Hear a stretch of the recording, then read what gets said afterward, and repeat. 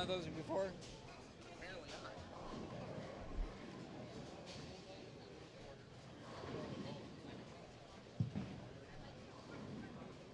Testing 1, 2. All right, good morning, everybody. Welcome back to Rolling Thunder Lanes in the 2025 Wisconsin High School Bowling State Championships. That's the Sunday morning energy we're looking for. Good morning, everyone. The State Singles Championships about to get underway here at Rolling Thunder Lanes in Neenah. Thanks to everyone for your support all weekend long for these fantastic bowlers. Let's give them all a round of applause.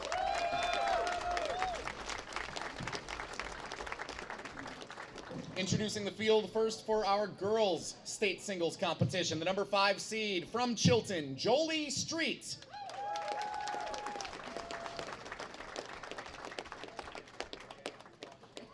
The number 4 seed from Shoreland Lutheran, Miley Brooks.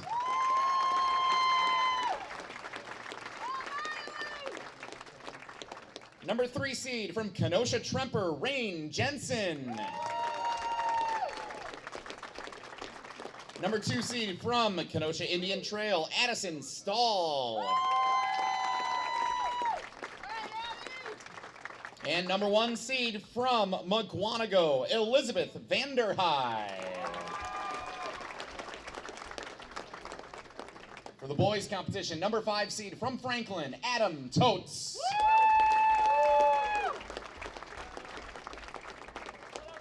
The number 4 seed from Waukesha South, Braden, Montez. The number 3 seed from Stevens Point, last year's champion, Dayden, Koback. The number 2 seed from Marshfield, Devin, Mckiski. And the number 1 seed from Cambellsport, Carson, Scharuth. One more round of applause for all of our state singles finalists here on Championship Sunday. Good luck and good bowling.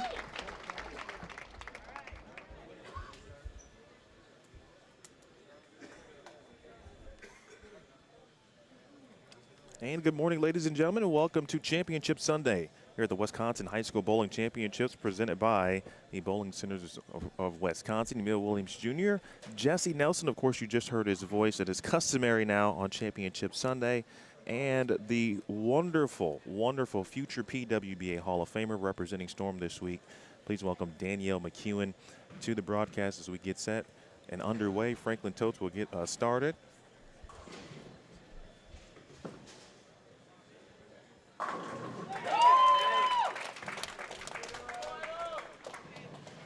And Miley Brooks for the girls. Well, that's a nice way to start there, Jesse. Couple of strikes to get us underway here on Championship Sunday. Nothing like it, Emil. Thanks so much again for having me be part of the broadcast here with you, as we do every year. This has been so much fun. It's going to be extra fun this year. I'm sure we'll talk about that a little bit later as we get into this. First, let's take a look at Braden Montez of Waukesha South, his first ball, over on lane 8. Right down the pipe, a 9 count leaves the 8 pin on the back row. That hurt. Jolee Streit of Chilton, first ball on lane 6 is a strike. So 3 of the 4 bowlers here in our first of the stepladder finals knock down strikes, and we are set to go. D-Mac, are you hurt by that 8 pin? That was painful, yeah. I'm a little shocked right now, especially first thing in the morning, first shot, great shot. Would have been strikes for every bowler had Braden been able to knock down that 8 pin in the back row. Danielle, thanks so much for being part of the broadcast with us this year and being here all weekend long at the Wisconsin High School Bowling State Championships on behalf of Storm. How's the experience been for you all weekend? It's been incredible. This event is really cool. It's been run super well. The people have been amazing, super welcoming. Just great fans of bowling, and everyone's been super friendly, and it's really been a fun weekend out here. Lots of talent. It's been awesome watching these kids. You know, they're the future of our sport, and it's really cool to see how great they already are at such a young age. The scores have been high this weekend, combined both at Revs Bowl in Oshkosh and here at Rolling Thunder Lanes in Neenah. Rolling Thunder Lane's the host site of last night's semifinals, both for the state singles competition, as you're seeing here this morning, and for the team competition coming up a little bit later today. We'll talk more about that as our broadcast continues. Jolee Streit with a spare in the second frame over on lane number 5. Braden Montez leaves 2 pins on lane 7. So now stepping up is Miley Brooks of Shoreland Lutheran. And the first split of the day is left for Miley over on lane 6. Makeable. We'll see if she's able to come across the lane and knock all the pins down. Braden spare opportunity on 7, and he knocks them all down. A little bit about the bowlers competing here in this opening stepladder semifinal. Jolee Streit of Chilton is a sophomore. Chilton Tigers. Fill percentage 74% on the year. We're going to talk about the BER percentage this year, because that's actually how the state singles competition finalists were determined all season long. That is the Baker equality rate. So the way that that was determined is a new formula for Wisconsin high school bowling state singles. It emphasizes strike percentage more, because based on the old formula, strikes and spares were considered to be the same in the percentage. So the BER actually credits more pins being knocked down by the bowlers who get more strikes. So it emphasizes more the strike percentage, and a little advanced analytics to help determine the state qualifying field this year. So that helped determine the top bowlers in the state from all the high school programs that competed in the semifinals on Friday. From that, we narrowed it down to 15 bowlers in the semifinals last night, and these top 5 bowlers have advanced here to the stepladder final on Championship Sunday. Adam Toetz of Franklin converts a spare on lane 8. So you're saying that we get more emphasis on strikes, which is what we all want. Is the entire point of the sport, as I'm told. No. Yeah, the BER is the formula that was used for this year, emphasizing Wisconsin's great high school bowling in the stats there, as opposed to BEER, which is more common in the adult game. This is a family show, Jesse. Jolee Streit shot on lane 6, leaves 2 pins available in the 3rd frame, but she's been clean thus far. I think Robert Vader had a lot to do with. Yes, he might be the creator, if I'm yes, not Robert mistaken. Vader's overseen that with the Wisconsin High School Bowling and the BCAW. Robert, a bowler that we've seen many times on Championship Sunday in Iola, Scandinavia, over his time competing. Competed in these stepladder finals several times as an individual, was one of the signature key bowlers for the Iola Scandinavia program, making runs at state titles for several years. And we saw him last year. He's unable to be part of it this year because he is competing in a collegiate tournament this weekend. So best of luck to Robert. Bowling for Mount Mercy now. Adam Toetz, lane 7, single pin spare, knocks it down. So Jolee Streit clean through 3. Adam Toetz clean through 3. Braden Montez stepping up for the 3rd frame on lane 8, where he's been clean through 2. Miley Brooks of Shoreland Lutheran back-to-back opens with a couple of splits. She's still figuring it out as she steps back up. Jolee Streit, meanwhile, with a strike in the 4th. Let's get a check of the oil pattern that the bowlers are competing on all weekend long. Emil, Danielle, what do you make of the 2021 SYC Laurel Medium oil pattern here? This pattern looks like it's been pretty playable. We've seen some really high scores from both the guys and the girls' side. I feel like they're able to start kind of right around the track area depending on how you throw the ball. Obviously the girls are going to be a little straighter, where these two-handed guys can hook the lane a little bit more. And they're just going to kind of transition from there. But it seems like they have a great shot there. A little bit of room, but still needs to make some really good quality shots out there in order to find the pocket.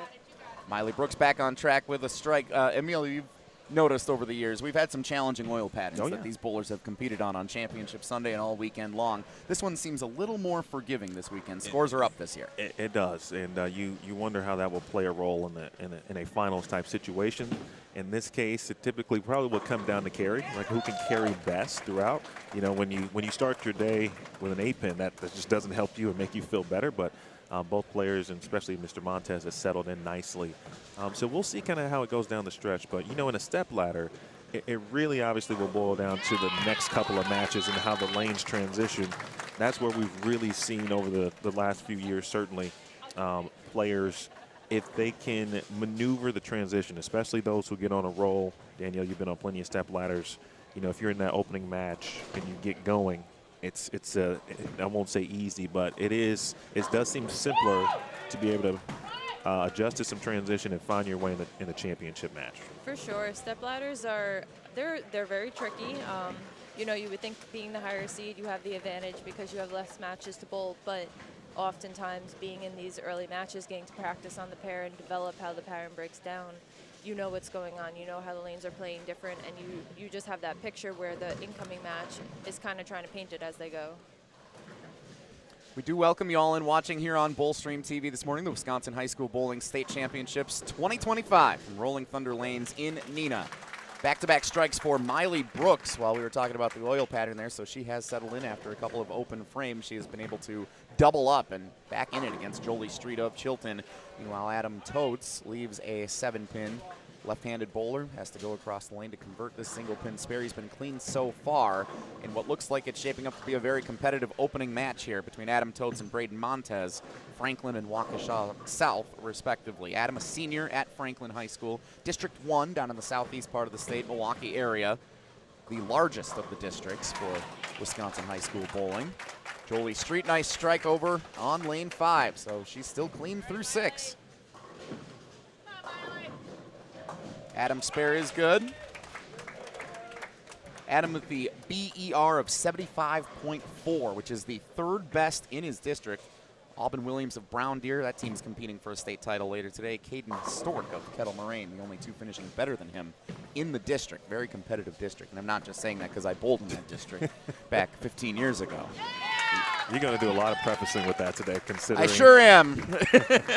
your alma mater is the top seed in boys Division I today. Yes, so for those who don't know, I guess we'll give the sneak peek now. So I did bowl at Muskego High School, graduated in 2010. We competed in the state championships in Wausau my senior year, and we finished 4th place.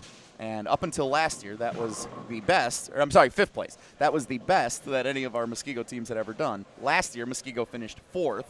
And now this year, they have qualified as the #1 seed. So for the first time in the 11 years that I've been part of our BowlStreamTV broadcast of the state championships, we will actually have the Muskego bowling program featured on Championship Sunday. And I'm not sure how that's going to go, quite honestly. We're going to find out later if there will be any biases or not. No biases here, though, as Miley Brooks knocks down a strike. 4 consecutive strikes for Miley Brooks after back-to-back open frames in the 2nd and 3rd. She has settled in very well. Danielle, you know how important it is to try and correct those errors real quick, and she's been able to do that, and she's on fire now right back in this match. She's even in front right now. Absolutely. Super cool to see. I mean, bowling is such a game of up and down, and you just have to find a way to balance the downs and climb right back up as quickly as possible. You know, a string of strikes can clean up a couple of opens really easily. Jolee Streit with back-to-back strikes. Yeah, you can see the replay here on BowlStreamTV. That one came up high, but she got the messenger to come right over and knock down that pin. A nice break for Miley to make it 4 in a row. I think she was very excited about that one. Yeah, the reaction was even better. To say the least, yes. All right, Braden Montez stepping up out of a spare here in the 6th frame, starting the back half of this opening stepladder. Finally, going to get that to carry? No. Single pin spare opportunity for Braden Montez. Waukesha South, he's a junior. 13th best BER 71.0 in District 1. It's an all District 1 opening stepladder semifinal here between Adam Toetz and Braden Montez. Braden was on fire after the first 3 games of qualifying on Friday. He was in 1st place after 3 games with a 767 series on Friday. Followed up with a 676 on Saturday. And that shows you how high the scores have been here. He averaged a 240, and he's the 4 seed. It's incredible. Yeah, that says a lot about, the competitors. And the first error in the boys match here from Montez. Says a lot about the competitors, right? And it's our job, right? And I say this as bowlers. It's our job to go out and attack whatever is out there. And they have done that, both boys and girls, this weekend. Miley Brooks working on 4 consecutive strikes as she steps up on lane 6. Make it 5. Miley's on fire right now. The Shoreland Lutheran senior. She can 4 more in here in the 9th and 10th frames, she's going to be in great shape to advance. Jolee Streit keeping it clean, though. And that's what's making that match so competitive at this moment. Adam Toetz leaves a single pin spare opportunity. I just realized how the boys' match is a couple of frames behind, and I realized just, the girls have been striking just that much more. Miley Brooks, big ball in the 9th frame here, working on 5 consecutive strikes on lane 5. She came up higher last time on this lane, not this time, right where it needed to be. That's 6 straight for the senior, Miley Brooks. 59% strike percentage for the season. That's very She's showing impressive. it. Wow. Well, I tell you, I like her ball roll, and we watched her in practice, Danielle and I, and both kind of looked at each other after her first shot and went, she could probably strike a ton. She throws it very good, very solid game, attacks the line. Good amount of speed, good amount of power. So that was going to be my follow-up for you, Danielle. What is it when you see a bowler step up and right away you kind of see they have it? They have that kind of, wow, they look like they're going to settle in and have a great day today. Yeah, a lot of it is just, how they handle themselves, kind of their confidence on the lane and how they go about, as we just said, even though she had a couple of hiccups, she didn't panic. She just settled right back in and did it. So a lot of it comes down to that. Bowling's a lot of mental. It's a lot physical, but your mental controls your physical. So I think that's more important than what you're doing out on the lane sometimes. Jolee Streit, opening ball of the 10th frame. We'll focus on the girls' match here. They're a couple of frames ahead of the boys, and Jolee Streit with a big strike after she hit one in the 9th, also follows it up with a strike on the first ball in the 10th. And I love when Emil Williams Jr. has the fingers going to do the bowling math for us to see where we're at in this match. Yeah. 6 consecutive for Miley Brooks. Jolee working back-to-back with 2 balls left here in the 10th. This is an important shot for Jolee. If she strikes here, I believe she would force Miley to have to mark in the 10th frame to win the match outright. Huge ball for Jolee Streit of Chilton. Goes Brooklyn. And an 8 count. So now it's going to be just about good count. Yep, now the picture is a little clearer here. Jolee Streit looking for a max 215. And as long as nothing goes disastrous for Miley Brooks, even though she had these splits in the 2nd and 3rd frame, she'll be in great shape to advance in the opening stepladder final here in the girls' state singles competition. Championship Sunday. Boys in the 7th frame. Braden Montez, single pin spare opportunity in the 7th. He did have the open in the 6th. That's the only open frame in the boys' match so far. Jolee Streit, knock them both down. 215, not a bad game at all for Jolee Streit. She averaged a 212 over the 6 games of qualifying, so actually above average for what she had bowled so far this weekend. She executed a very good game. I hope she holds her head high with that. She was 2nd highest among qualifiers in the first 3 games on Friday with a 7-11 series. Wow. Earned the 5 seed. Had a tough day in the semifinals last night with a 564. Miley Brooks keeping on the lane, in good shape. Montez did get the spare in the 7th, so now he'll step up onto the approach here in the 8th frame. Boys with 3 frames to go in their match. Well, folks, here it is. She's got to make this. Braden Montez with a strike. Nice shot for Braden, yes. Miley needs the single pin spare, and easy does it.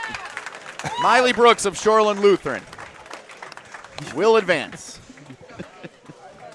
You should, I needed a camera on the coach. Yeah, I wish we had Coach on the camera right here. Coach Cam for next year, Emil. Let's keep that in mind. I am. He had turned. She let the ball go. It was clearly on line, right from our vantage point. We're not in his shoes. And then he kind of did like a 180 quick and then another 180. So a full 360. And then he whips his head back around, and there it is. A strike for good measure. Miley Brooks, 226 to 215 over Jolee Streit. She advances.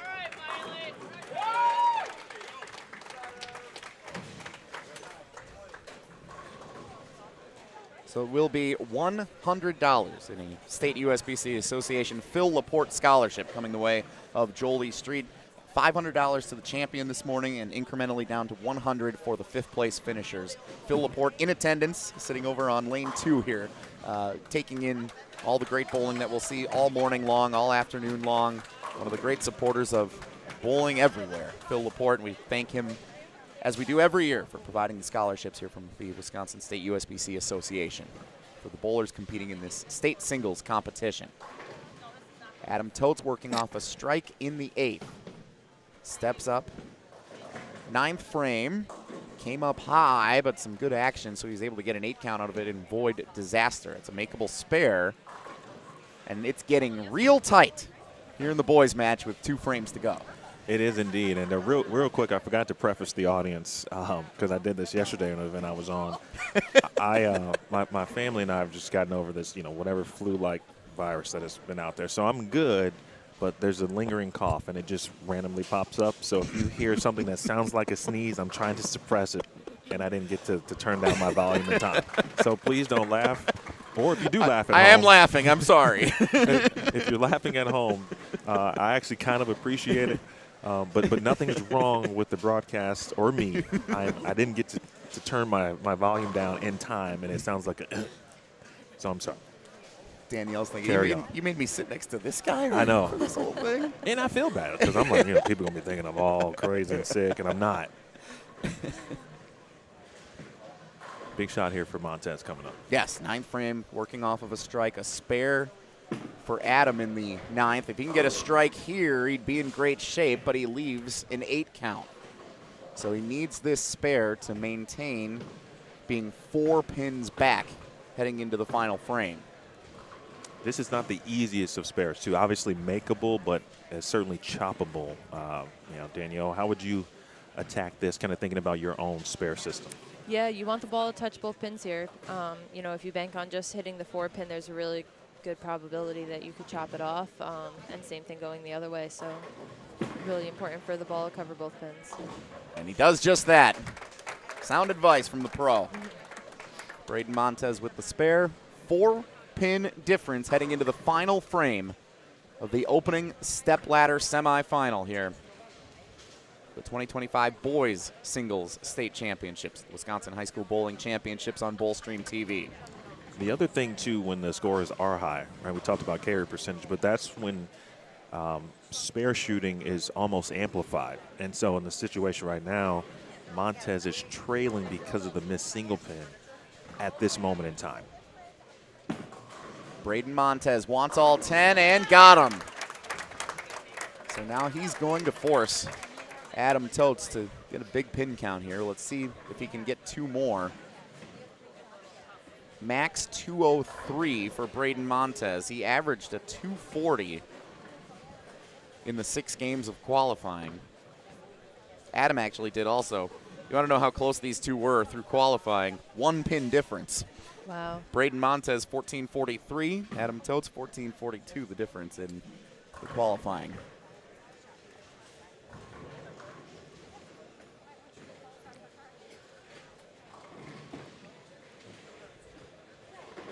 Braden steps up. Second ball, 10th frame. Oh, he kept it a little too inside. So he leaves 3 on the right-hand side. Now a max 193. I believe Adam will still need to mark here in the 10th. Yes, but he's got a few pins now to work with on the first ball from the count perspective. Only 1 open frame in this entire first stepladder semifinal for the boys. Braden chops it, so that's a total of 191. So as you mentioned, Emil, a mark will do. And he's got a couple paths to get there, but of course you always want the best mark possible. Adam Toetz of the Franklin Sabres, a senior. Final day of high school bowling competition. Always means a little more when the seniors step up on the approach for a moment like this. Yeah, and that's a very underrated item too. That when you know it's your last time, you're certainly going out there and not giving 100%. You're giving 2 and 3. Adam Toetz. 9 count. Great shot. Yeah, great shot right in the pocket. Just left a tough 9-pin. We began this match with an 8-pin from Montez, and it looks like we might end this match with a 9-pin from Toetz. Bowling can be brutal at times. That man. is bowling. That was a great shot. He needs it to Gotta have it. allow himself to advance. 191 for Braden Montez. He needs it and will still need 6. Adam Toetz. Cool, calm, comfortable.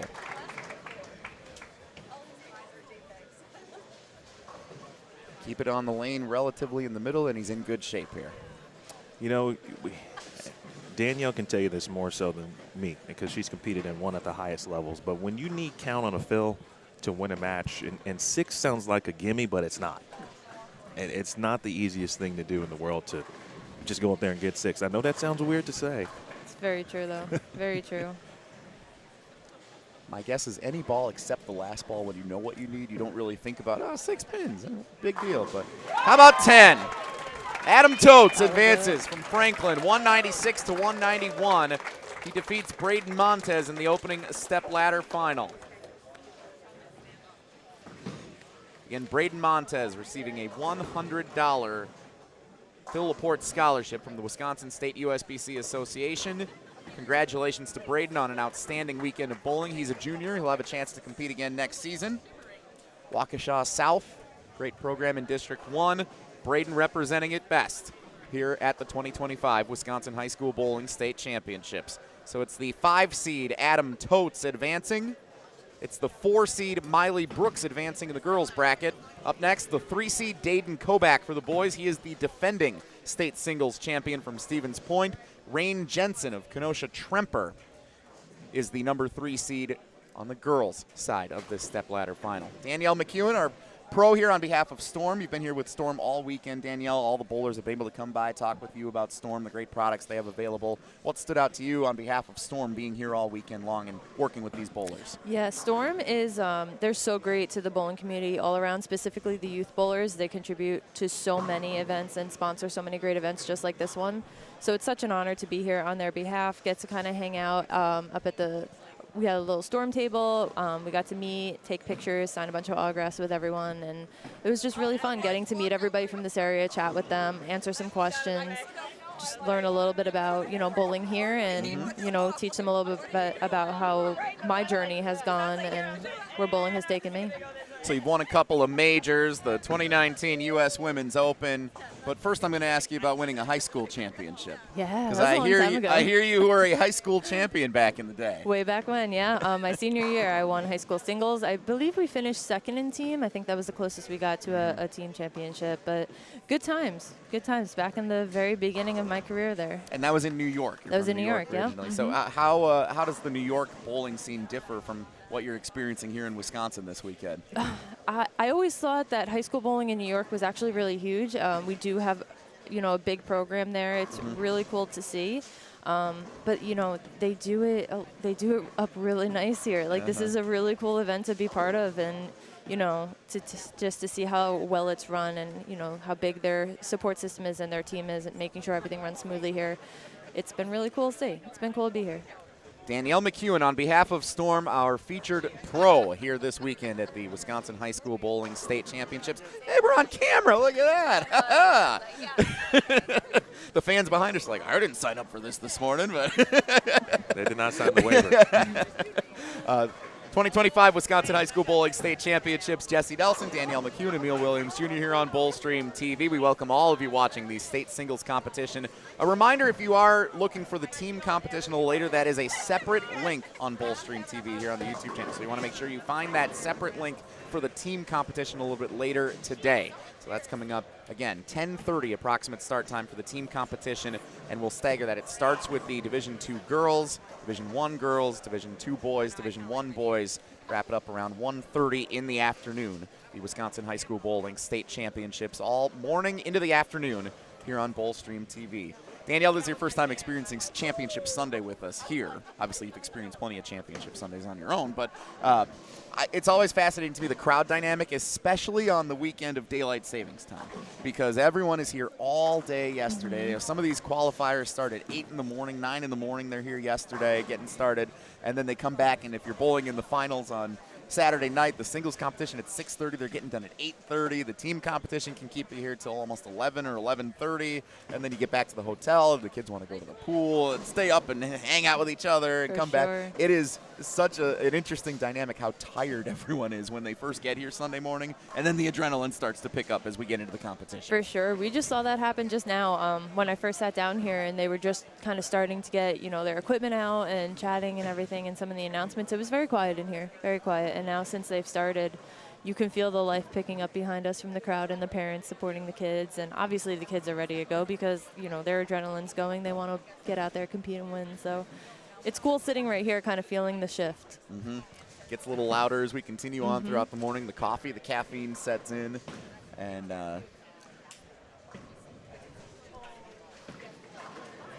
it's an exciting Sunday. Underway.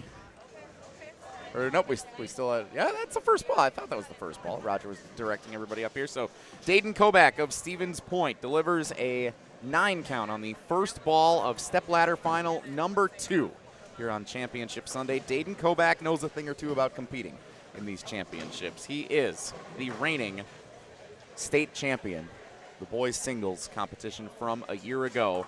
Defeated Zachary Olson 209 to 184 in the championship match last year. Zachary Olson of Neenah, the host city here of our Wisconsin High School Bowling State Championships. This is the host center of the Neenah Rockets program. Dayden Koback with a spare in the first frame.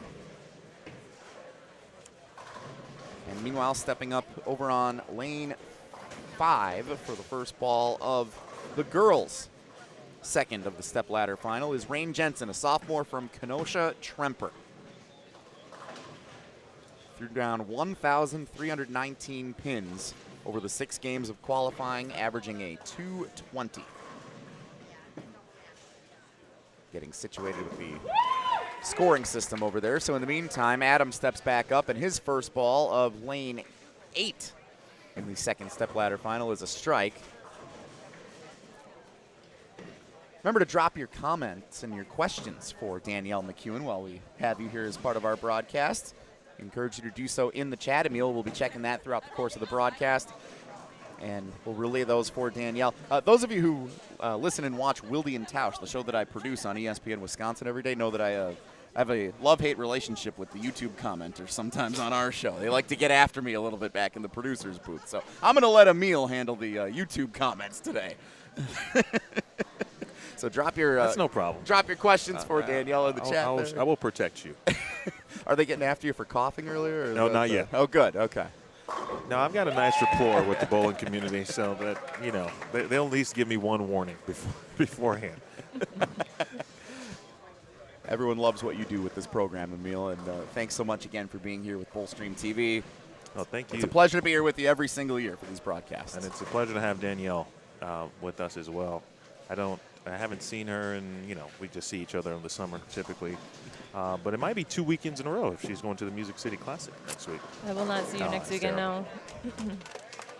I'll be watching, though. I'll be listening. Right. I'll be listening from home. Emil, you just got shot down. I know. I coughed. I wish. Danielle's not going to the Music City Classic to watch her sister bowl. I don't remember getting an invite to the Music City Classic. Now I got to ask. I'll come. Now I got to ask her, is she going to the first event of the PWBA Tour? That one I'll be at. That one I'll be at.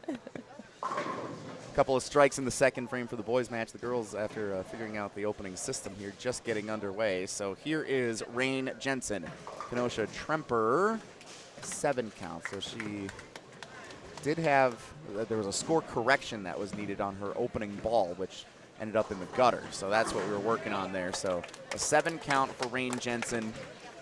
Get the nerves out of the way with that first ball, and hopefully she'll be able to settle in here for a good match the rest of the way. There's got to be some nerves. Always are. Right. Just a little bit of nerves, and it's the best time to do that. If you're going to do it, have it be in the first frame.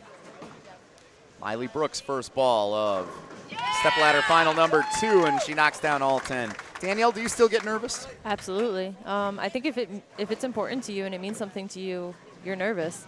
It's all about how you channel those nerves, if you use them, to help you, or if you kind of let them hinder you. But that's just part of being an athlete, is learning how to control that as you go. It's been very impressive so far watching these young kids, how they handle those nerves, because there's a lot of people here. It's a lot of eyes on you, and it's a big moment, and it's important to them. They've worked hard to get here. So they're definitely all nervous out there, I guarantee you that.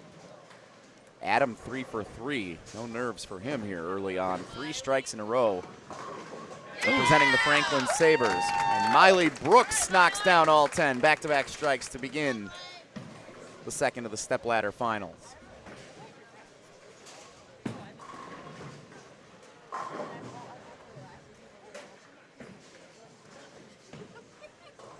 Great crowd on hand here all weekend at Rolling Thunder Lanes and over at Revs Bowl in Oshkosh as well. Split centers for the first time in a few years here for the Wisconsin High School Bowling State Championships.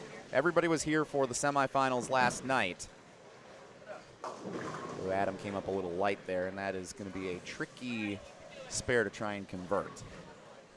Yeah, that's interesting, but it does kind of show, right, that the pattern is still a sport pattern at the end of the day, to where there does look like there is a slight out of bounds, meaning there's a point where you just simply can't get your ball to that point, to where you don't see a lot of continuation down lane, and that's where Adam saw himself. So tough spare, but certainly makeable. The 3-7 attempt.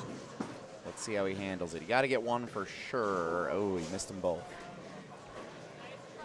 We always talked when I bowled in those situations, especially when you have just one game to rack up a total score here. Like, you got to get one. Like, you got to make sure you put something on the board. Yeah, you love count there on splits, and what has been a higher scoring lane pattern. Obviously, you anticipate the opponent to probably double up after that. So one is always two in those situations. Rayne Jensen having some trouble on lane 5. That's where she threw that opening frame gutter ball on the first shot of the match, and now she leaves a split trying to get 2. She does. Gave it a run. So a couple of open frames on lane 5 for Rayne Jensen. She was very solid. Bounced back with a strike over on 6. So we'll see if she can shake off lane 5 and work her way back into the match here. And if Miley Brooks allows her to get back into this, of course, Miley with back-to-back strikes out of the gates has a chance to really take control here in the third frame. Meanwhile, working on 3 in a row, Dayden Koback, the reigning champ. Oh, wow. Couldn't get the messenger, even though he came up high. It ended up being a pretty solid situation there. He leaves a single pin spare to make on the left side of the lane. Miley Brooks, 3 in a row to start. She really figured it out after those 2 open frames in the second and third of the opening step ladder. Sure did. She's making some great shots out there. Has a really good look. Danielle, just to follow up, when you are in competition and you got off to the start that Miley got off to in game 1, and there's some doubt that can kind of set in when you go back-to-back splits, right? Maybe you're not seeing the picture clearly, and you mentioned that earlier. For you, how do you kind of flip the script, if you will, or flip the switch in that sense, just like Miley has? Yeah, a lot of it is just problem solving. I try to treat this game like a puzzle. What went wrong and how do I fix it? And I feel like when I have a good mindset and I'm in that problem solving mindset, that's when things like that happen, where, even if you have a hiccup, it turns around really quickly. It's when you're not in that problem solving mindset that, those bad games kind of pop up, because you get out of the process and more into, I messed up, I left an open, I shouldn't have done that. All those things that you can't control. I feel like as long as you're focusing on what you can control, the next shot in front of you and how you're going to attack it, that's when things like that happen.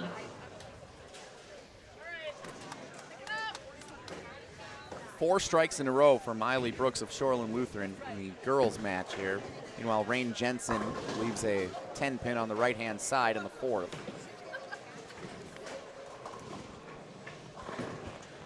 Adam had an open frame in the fourth. He comes back with a strike in the fifth. We're halfway home in the boys match.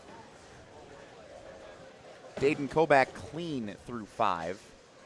And it's starting to look almost reminiscent of the first boys stepladder semifinal here, where one open frame you hope doesn't come back to bite Adam here representing the Franklin Sabres. pounds the pocket in the 6. Back-to-back strikes.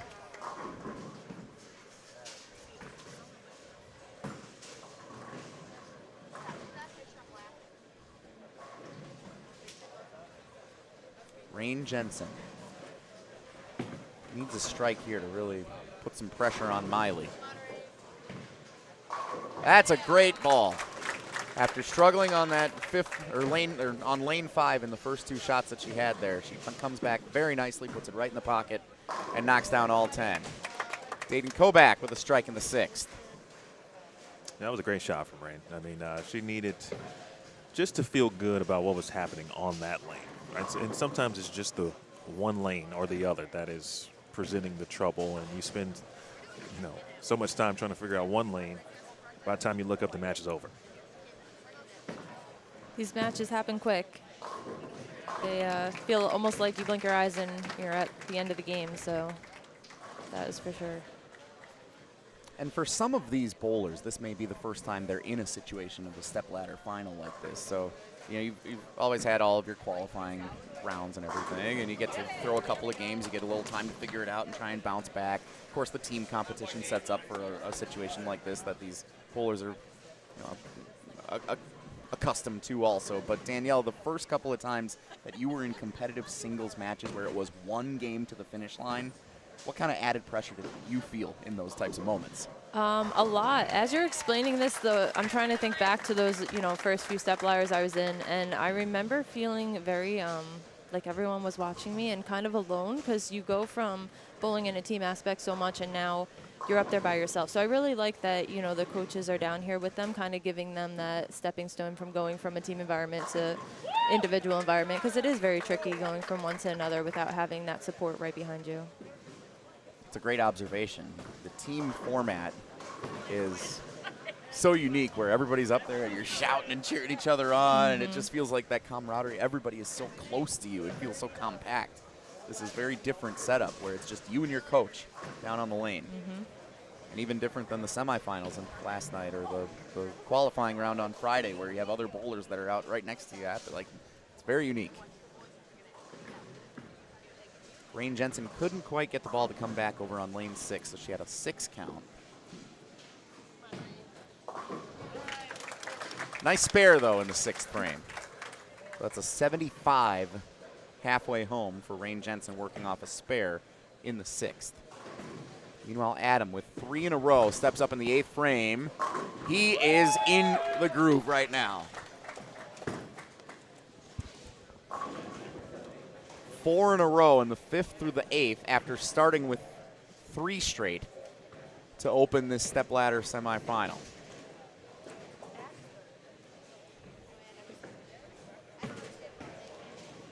Rayne Jensen comes up high this time. Leaves 2 pins on the left-hand side. And with 6 strikes to start this second of the stepladder finals, Miley Brooks in an outstanding position.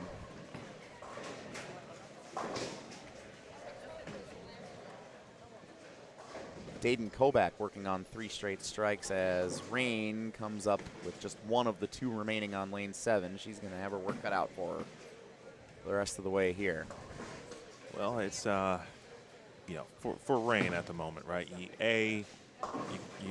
She's got to feel great about getting to this point. Oh, for sure. Right, absolutely. And averaged at 220 over 6 games of qualifying. But it's hard to see that in the moment, right? When you're not bowling well, you're struggling in a situation, you got an opportunity to win a state championship.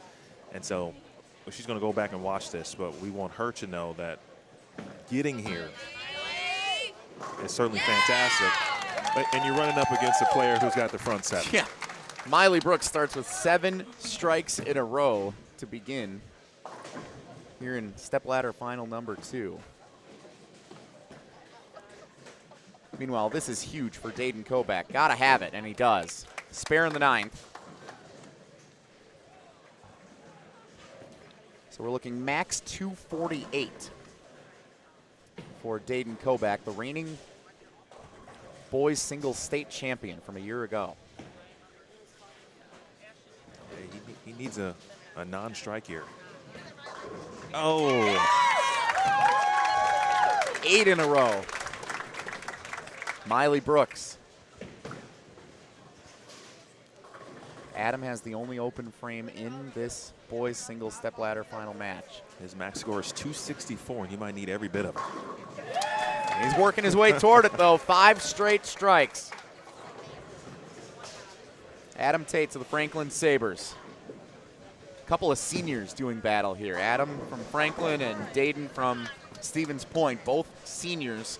The only 2 qualifying seniors in the boys singles stepladder finals here. The other bowlers, Braden Montez, Waukesha South, we already saw. Devin Mckiski's up next from Marshfield, and the number 1 seed, Carson Scharuth, all juniors competing in this competition.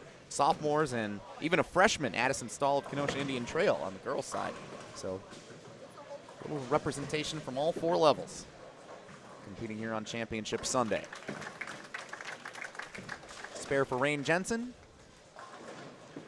10th frame, Adam Toetz. Good ball.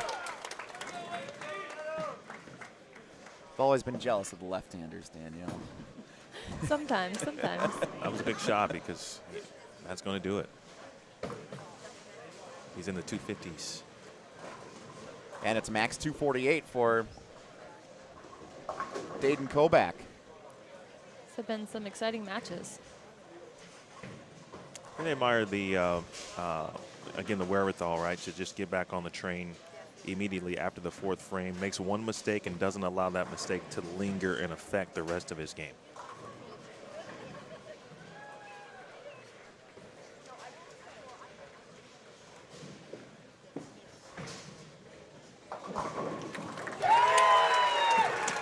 Look at that strike for Adam. Just for good measure, gets the messenger to come over, take out the 7-pin. And with that, he will advance. All right. We've got something to watch over here on lane 6.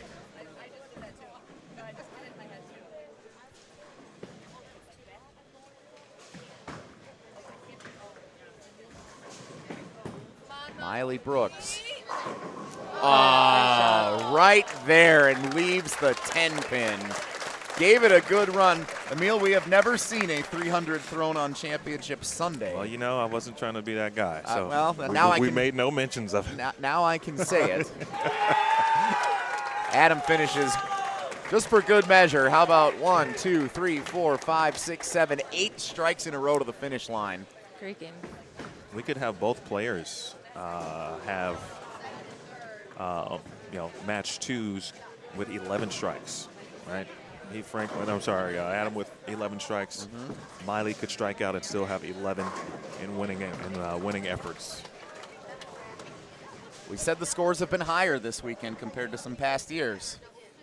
If that's not indicative, I don't know what is. Dayden Koback can be an end to his singles competition career at Wisconsin High School Bowling. Again, he won this competition last year. He'll finish in 4th place this year. Heck of a career for Dayden. Through a 242 average through the 6 games of qualifying, trying to defend that title. It's not easy to do. Not many have been able to even get back to a stepladder final a year after competing. It's so hard to get back and have a chance to repeat. Obviously, Danielle, you've been in situations and coming back to a tournament where you are the defending champion. And we've talked about this before, where you try not to have that mindset, like I'm not trying to defend, I'm just trying to win this tournament. But how difficult is that sometimes in the moment? Yeah, it's definitely a balance because it depends on, again, how you look at it. You can use it to help you and say, I've been here before. I kind of know how I won last year, and I'm going to use that to help me be a little bit smarter and a little bit better this next year.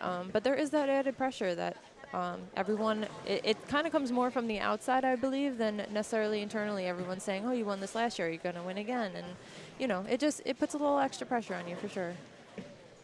This is an interesting situation here. So Miley Brooks has the match clinched here. She is going to throw, looking for 11 strikes. She ends up with 10, so a 9 count on the final ball, but a 266 is an outstanding performance on Championship Sunday. What a game from Miley Brooks. Danielle, how would you handle the situation? So when you have the match in hand, I always enjoyed whether it was the team atmosphere, the singles atmosphere, if you have an opportunity when you know it's clinched go up there, maybe throw a 10-pin with your spare ball, throw one across the lane to try and hit a 7-pin. Kind of throw a ball you haven't done yet so that you get one out of the way and you're not facing a nervous That's what situation. I would be looking at. I would be looking at, you know, what the next ball is going to be, or maybe the next zone of the lane is going to be if this one starts to break down in transition, just so you have that.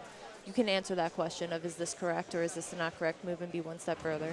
What do you think of the argument then of just let's stay consistent, like you're in the pocket, you've got a great ball going, let's just keep it rolling and not worry about that other stuff? Yeah, I think, honestly, I think that kind of comes with maturity throughout the game. I've worked with a lot of young players before, and a lot of times it's more important for them just to be confident in what they're doing than necessarily taking the chance of throwing a different ball and missing the head pin, right? Then you could lose your picture. So it's definitely a give and take, depending on the player, the situation, and where they're at in their journey of bowling. Smiles as Rayne Jensen and Miley Brooks exchange a kind word of encouragement as Rayne steps up and she throws 2 strikes here in the 10th frame, looking for 3 to finish strong. Difficult day for Rayne Jensen, but an outstanding run here at the state championships this weekend. She finishes with a 169, 266 to 169, $200 scholarship, Philliport scholarships going to Rayne Jensen of Kenosa Tremper. She's a sophomore. She'll have a chance a couple times yet to get back to this level. She throws it great. I'm sure she'll be back out here doing great next year. A great run for Rayne Jensen of Kenosa Tremper. She finishes in 4th place, as does the reigning champ for the boys, Dayden Koback. The reigning champ no more. He is dethroned by Adam Toetz of Franklin. So Adam Toetz advances. He'll face Devin Mckiski of Marshfield. It's Miley Brooks advancing for the girls to the penultimate of the stepladder final here. She'll face Addysen Stahl of Indian Trail. Senior versus freshman in the girls competition. Senior versus junior for the boys competition. Here on BowlStreamTV, Championship Sunday continues. Jesse Nelson, Danielle McEwen, our PWBA Tour Pro, here on behalf of Storm this weekend. And Neil Williams Jr., of course, of BowlStreamTV, keeping us on the air, looking good for all of you joining us, watching our live stream. We're going to pause so we can take a picture right now. Love that. We're so photogenic over here. This is not your first time. You've got fans ducking behind you, Emil. They're like, is that what happened? Did they get out of the way? Do not put me in that picture, she says. Well, we needed an audience, and they gave us one. It makes it look that much better that it's crowded in here, that it captures the atmosphere of the Wisconsin High School Championships. It's like that time that Ellen DeGeneres did the selfie at the Oscars. Like that's what that photo is going to look like when it goes up on the BCAW Facebook page. Well, they don't need additional content because they were right there to help us out with that. So while practice gets ready here as we get set for the penultimate of the stepladder finals here, it's, again, Adam Toetz of Franklin, Devin Mckiski of Marshfield in the boys match, and Miley Brooks of Shoreland Lutheran, and Addysen Stahl of Kenosha Indian Trail squaring off. Danielle McEwen, I want to talk about your college bowling experience because that's one of the things that is emphasized here at the Wisconsin High School State Championships. Many of these seniors looking for opportunities to bowl at the next level. You were at Fairleigh Dickinson. You had a great career there. Tell us about that experience and what that meant for you as your career evolved.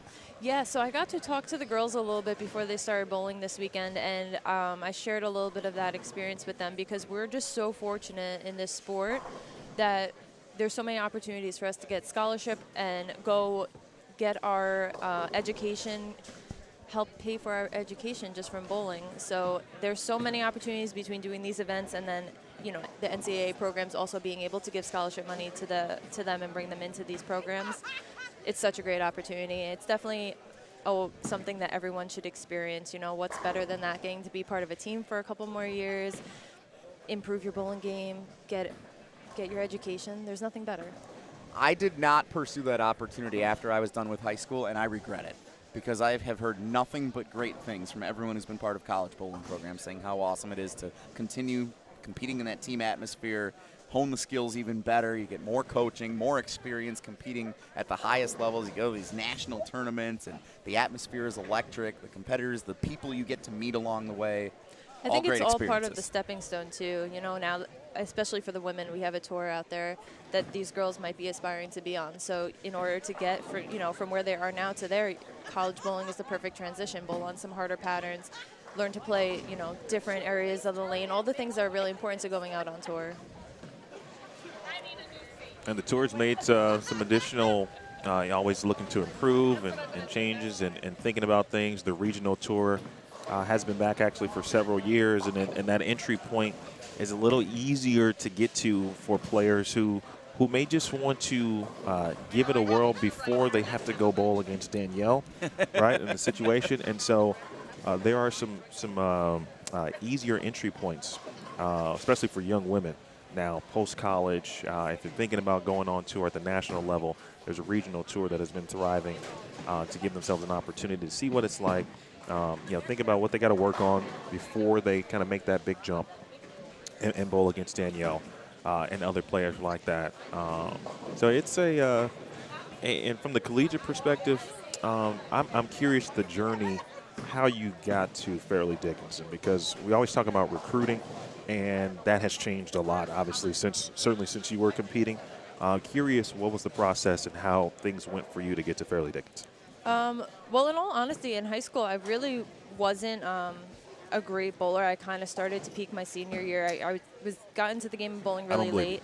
I got into bowling really late, so my first couple of years of high school weren't pretty. I just worked really hard. Senior year, everything came together a little bit, and I started reaching out to colleges. Fairleigh Dickinson just kind of checked all my boxes. It was a great program. They were top 4 consistently. I wanted to go and have a chance at winning, so they checked that box. They had my major, and they were close to home, and that was really important to me. I didn't want to go far from my family. I kind of wanted to be within where home base is, so it just was the perfect fit for me. And then the men's basketball team beat Purdue as a 16 seed a couple of years ago. Yes, they did. That was fun. Awesome insight from Danielle McEwen, our PWBA Tour Pro, here on behalf of Storm this weekend at the 2025 Wisconsin High School Bowling State Championships. Stepladder final number 3 underway, and the first ball is a strike, both for Addysen Stahl, the freshman of Kenosha Indian Trail, and for Devin Mckiski of Marshfield. Great ways to start the stepladder final 3rd match here. Winner will bowl for a state championship. Miley Brooks has had the hot hand. This one rode that line outside a little too far down. Get that out of the way early. A 7 count. She'll have a chance for a makeable spare. Very similar. Very similar. As I was always told in the first frame, no matter what you do on the first ball, the spare's the same no matter what. It's always a good way to look at it. Yeah, similar to what we saw Adam do earlier. We were talking about making that one mistake, seeing how much room you really have. In this case, for Miley, it's to the right. Of course, for Adam, it's to the left. And again, unfortunate miscue early. You just kind of throw that frame completely away. Right? Didn't like the first shot. She missed the spare, so instant regroup and start over. If you're going to have that, first frame's a good spot to have it. So open frame, which have been few and far between for Miley Brooks, as she has worked her way through the stepladder final. Adam Tate's strike. Both of the boys here with strikes in the first frame. Adam's been on fire, especially on lane 7, and he drills it home here in the second frame. Back-to-back strikes for the senior Adam Tates of Franklin. Miley Brooks back at it with a strike over on lane 5.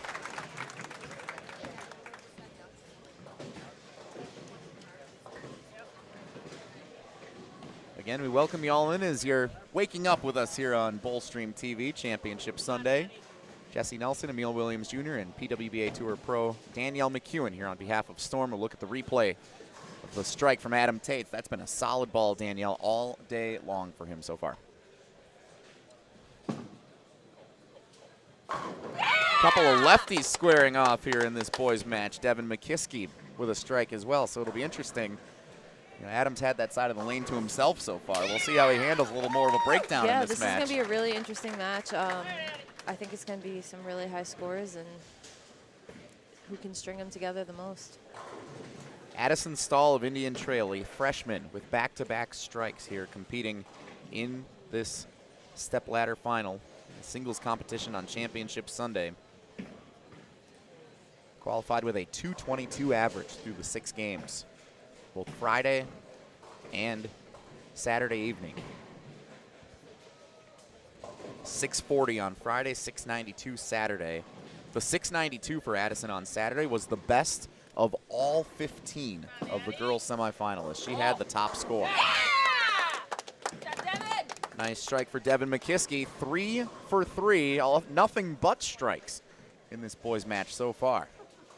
I watched a little bit of Devin last night, and even though I didn't get a chance to really see him up close, but I was kind of watching from here and from an angled perspective, but I noticed he had some blue tape wrapped around his left wrist, but every time he struck, I saw his hand in the air at release point, and he struck every single time, and I was like, well, if he makes it to tomorrow, it might be lights out for a couple people. Adam Toetz came up a little high over on lane 8. And he's going to want to for sure try and get 2 here. Every pin's going to matter in this match. That one looked to be just inside a target. Yep.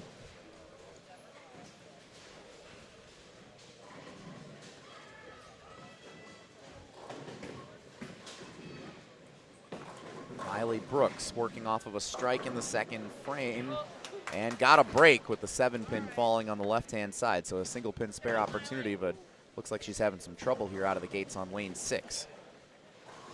Adam open frame, got 1 of the 3 pins remaining, so a 53 through 3 for Adam Toetz of Franklin. He had an open frame in the last stepladder match that he had against Dayden Koback, the reigning champ. Was able to strike a bunch of times down the stretch and overcome it. We'll see if he can do the same here.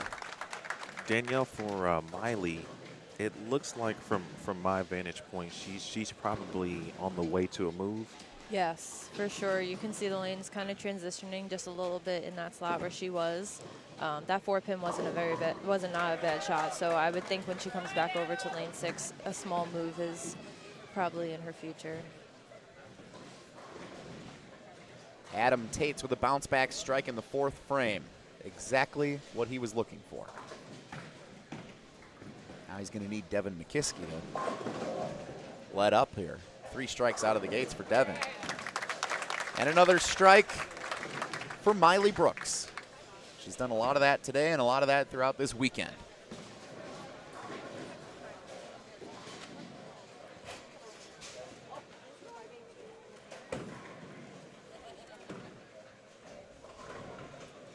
So one of the components of this girls match here, as it's another great strike for Devin. These are actually teammates. The Shoreland Lutheran Kenosa Indian Trail co-op program competing in the Division I Girls Team State Championships later today. So they are teammates, even though they wear separate jerseys right now because they represent different schools. But how awesome. We never see this at the state championships, and the coaches teammates compete. Had a huge embrace prior to the start of this match, and of course, obviously, some backstory now. So, for the viewers and Steve at home chiming in with the exact same information, right as you were talking about it. Yeah, they're going to compete later today in the girls Division I state championship against Sussex Hamilton. It's going to be an awesome match. You're going to want to stick around for it here on BowlStreamTV, but. Yeah, we never see teammates going toe-to-toe in a stepladder final here on Championship Sunday. This is a first for us to experience this here. You get a lot of familiarity, especially as you're competing in tournaments around the state, and you get to know a lot of the bowlers from some of the other programs, but to bowl head-to-head with a chance to try and win a state title against one of your own teammates is a amazing experience that I'm sure both of these bowlers are enjoying, but at the same time wishing that they both could walk up there hand in hand and win it together. And they'll have a chance to do that later today. That's the good news for these two. Miley Brooks in the 5th working off a strike. Dayden Koback strikes for both. 5th frame strikes on lane 6 and 8 for Adam Toetz. I think I said Dayden, I apologize. It's Adam Toetz and Miley Brooks halfway home. I'm pretty impressed, and we're going to be impressed throughout the day because these athletes are fantastic. But we just talked about Miley making a move, and I think she did that. Because she understands how far she can't go, right? How far right she cannot go, especially on lane 6. So I thought she split the difference down lane almost as good as you can get right there. And then, obviously, in our boys match, no stopping either one at the moment. Good carry helps.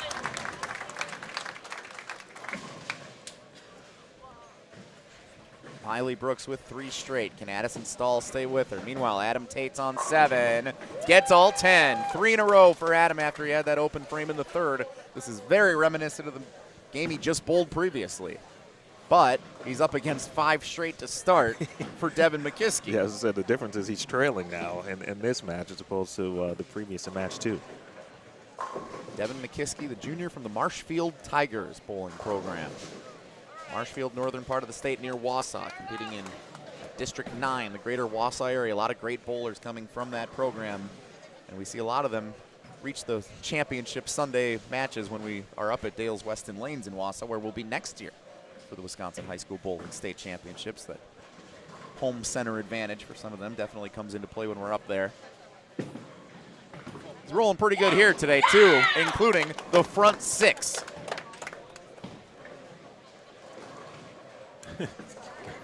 Comes back and looks at his coach.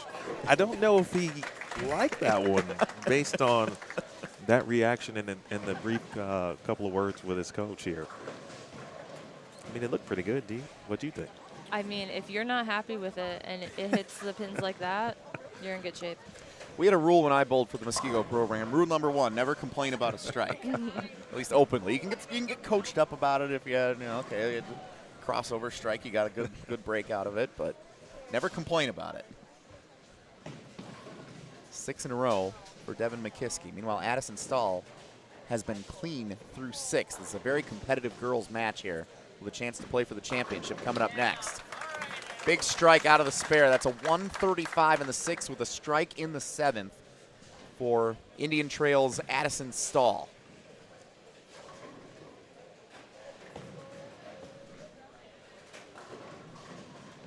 Devin Mckiski. Oh, that came running in, and he got a big break with the pin falling. Not exactly where he wanted it that time, but he got a big break to stay alive here. Yeah, and you don't want to get too far into it, right? But you start to wonder if he made maybe just a subtle move, just based on the last shot. Good shot there, of course, on the wrap 10. Outside of just a bad shot, and Miley has had maybe 1, 2 at the most, just bad shots. It's been a wrap 10s, left a couple 4 pins. So she's obviously been in the pocket. Her strike percentage was what again, Jesse? Miley on the season. Yeah, she had a strike percentage of 59%. Yeah, so she's really good. She's on point from that perspective. And hangs on for the 10-pin spare. A little sigh of relief as she comes walking back after that one. Stays in it. 7 pins separating the teammates in the girls' semifinal here through 7 frames. I love that they're out there just having a good time. I'm sure being teammates and having both the coaches there is helping this match, but I feel like a little bit of weight has come off of the players on the girls' side for this round. They seem like they're just enjoying the moment. Adam Toetz has not been a fan of lane 8 in this game. He opened there on the 3rd frame with the split. Got it in the 5th. Now he leaves an 8, gets an 8 count here, leaves 2. And he's got to go across the lane to try and get him as a left-hander. This is not going to be an easy spare for Adam, and he needs it to stay in this match. Don't chop it. Nice and easy. Adam Toetz. It feels like Adam is now in that position to where he's probably going to have to strike out, or at least put strikes in frames 8 and 9, and probably get the first one in the 10th, as we see the missed 310, unfortunately, for Miley. And we were wondering at the start how the 2 lefties now are going to handle the same side of the lane. They've been great. Right now, Devin's just been a little bit better. Adam Toetz looking for a strike. Can he get the messenger? Yes, sir. Needed it, and he got it. Strike in the 8th. Now Will Devin Mckiski give him an opening? Have a score correction happening for the girls' match here, so a temporary pause over on lanes 5 and 6. Bring out our crack IT team led by Roger Dalkin to resolve the situation.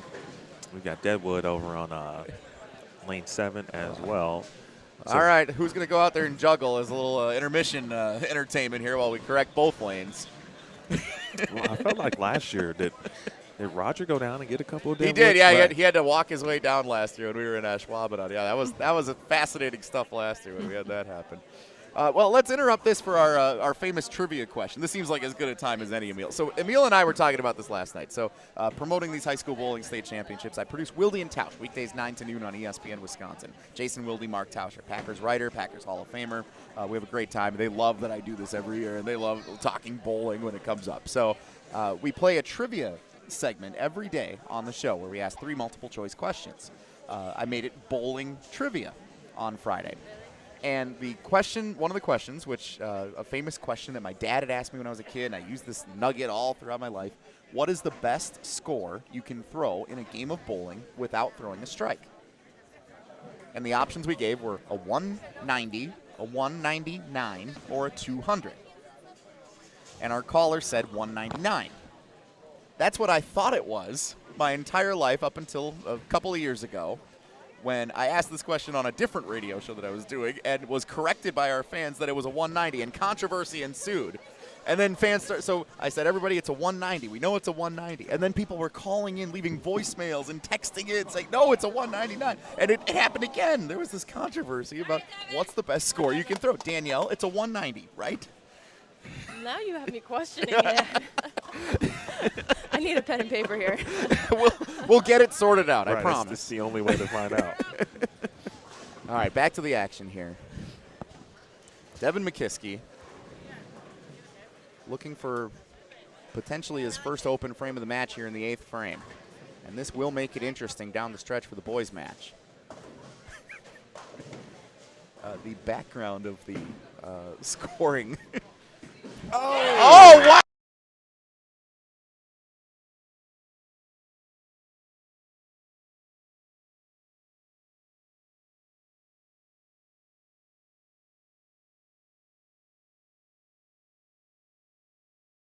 Amazing. Devin Mckiski, shot of the day so far. Spare in the 8th, and still in a great position to advance now to play for a championship. Danielle, what'd you see on that spare? That was amazing. That was awesome. That was perfectly executed. Sent the pin right over. Just throw it as fast Really as you big can. in a really big moment. Come across the lane. Yeah, that was an outstanding execution. Can he follow it up with a strike? Yes, he can. Way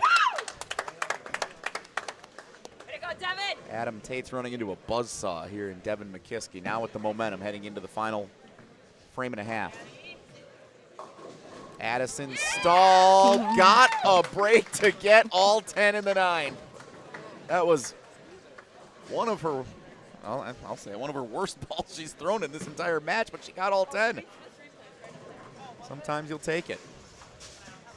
Yeah, let's see the replay here. Emil's got it here for us on BowlStreamTV. Coming across the lane, got it just tapped. Perfectly executed over on lane 8. That was amazing. Devin Mckiski. Shot of the day. Go, Miley! Miley Brooks needs 10. Got it. Coming off of an open frame in the 8th. So she can max 215. Yeah, she can put some pressure on her teammate. Mm-hmm.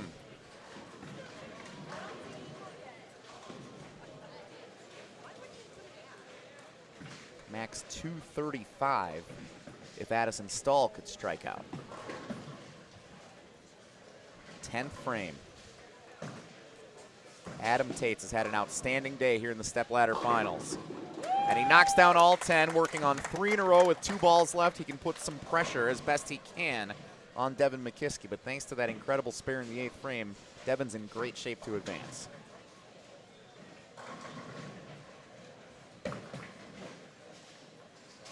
Had he not made that spare, we would be talking about an entire different story here heading into the 10th frame in this boys match. Absolutely. That was a huge pickup. Yeah, it changed the complexity of the match. It went from, you know, Adam having a possible chance to shut him out to now he's got to, of course, strike here, which Adam he does. Gets another 4 in a row, working with 1 ball left. 63% strike percentage on the season for Adam Toetz of Franklin, a senior bowling final day of competition here at the state championships. Heck of a run this weekend for Adam and his Franklin program. Had a 7.29 in the first 3 games of qualifying Friday, a 7.13 on Saturday. 90% fill on the season. That BER, the Baker equivalency rating, that's 75.4. 3rd best in District 1. Very competitive district. Adam's final ball is an 8 count. So we're going to check what Devin has to do here in just a second. Meanwhile, girls match also in the 10th frame. Miley Brooks back-to-back strikes in the 9th and 10th, trying to put all the pressure on her teammate to need to get it in the 10th. It's a 239 for Adam.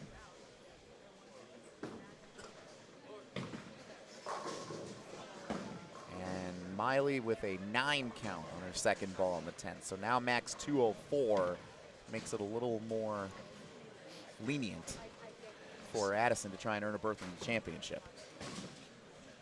If Miley makes this, Addysen will need a mark. 9 out would be 203. Devin Mckiski Needs a mark too. right there, and he got all 10. Outstanding bowling here by Devin Mckiski all weekend long and in this stepladder semifinal.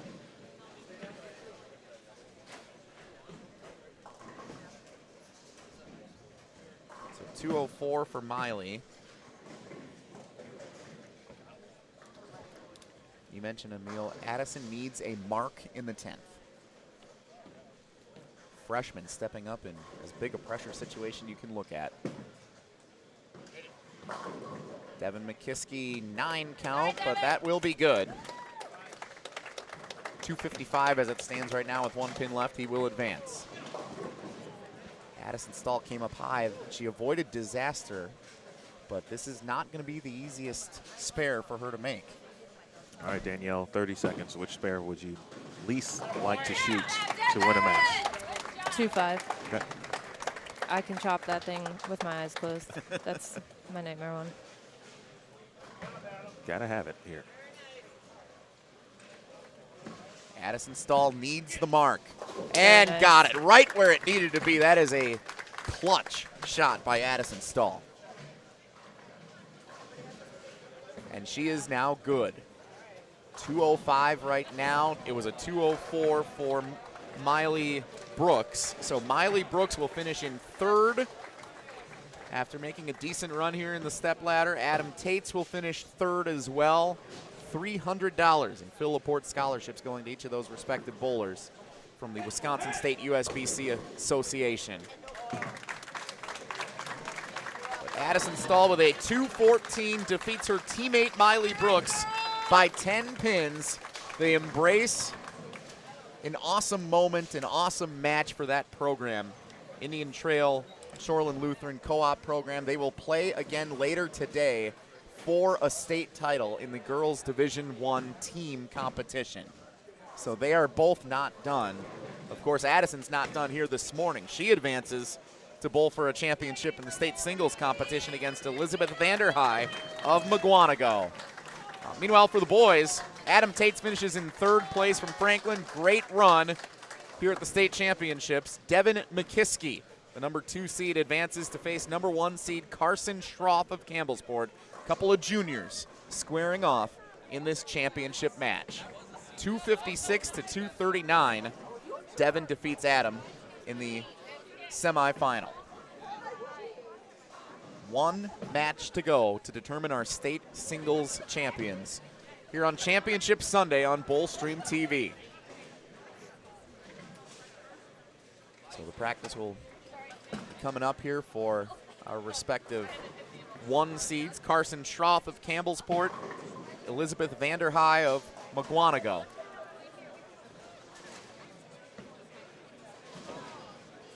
Jesse Nelson, Danielle McEwen, Emil Williams Jr. here on BowlStreamTV, the Wisconsin High School Bowling State Championships. Daylight savings weekend, taking an extra hour of sleep away from what's already a very tiring weekend for all of the competitors, the coaches, everyone involved, of course the fans who are helping everybody along all weekend long. Been an outstanding weekend, and you can start to feel now as we get here, the teams are starting to roll in for the team competition starting at approximately 10:30, packing in here at Rolling Thunder Lanes in Neenah, the host site of these state championships. Practice balls for Elizabeth Vanderhei Mukwonago. She is a senior, so it's senior versus freshman for the state championship for the girls' individual match. 45% strike percentage on the year, 80% fill, the BER, again, the Baker Equivalency Rating, by which the singles field was determined this year. New formula, 64.6 for Elizabeth Vanderhei, 64.9 for Addysen Stahl. They're not separated by all that much based on that formula. Addysen 4th best in her district, Elizabeth 4th best in her district, District 1, District 3A, 2 of the best in the state, squaring off in this girls' state championship match, representing the schools of Kenosha Indian Trail and Mukwonago. On the boys' side, as we see Carson Scharuth getting his warm-ups from the Cambellsport Cougars. He's a junior. 55% strike percentage on the year, 88% fill, the BER 71.1, that's the best in his district, 7B, which is the greater West Bend area, a little north of Milwaukee. Qualified with a 246 average through the 6 games, Friday and Saturday. 717 in the first 3 games on Friday, a 758 series last night to earn this #1 seed, the highest among all of the individual qualifiers in the semifinals, boys or girls. 758 last night for Carson Scharuth. Outstanding bowlers going to be on display here in mere moments on BowlStreamTV. A couple of quick questions. One for Danielle. Really, when you get to a pair, now the title match for both, and you've been in those situations, what are you looking for when you enter the pair and get those practice shots? So what I'm watching in the matches before I go over to the pair is where they're playing and what type of equipment they're using, because I want to know if they're using really dull equipment. That's going to tell me that they're going to transition quicker, for example. And then I think the most important thing is first kind of getting a feel for where you're going to play on the lane, what equipment you're going to throw, and if the left lane or the right lane is different from each other. I believe the higher seed has choice over what lane they start on, so that is extremely important in these matches. We've seen how many of them have come down to the 10th frame, so you definitely want to be on a lane that you're most comfortable on and you have the best look on if you need to strike out.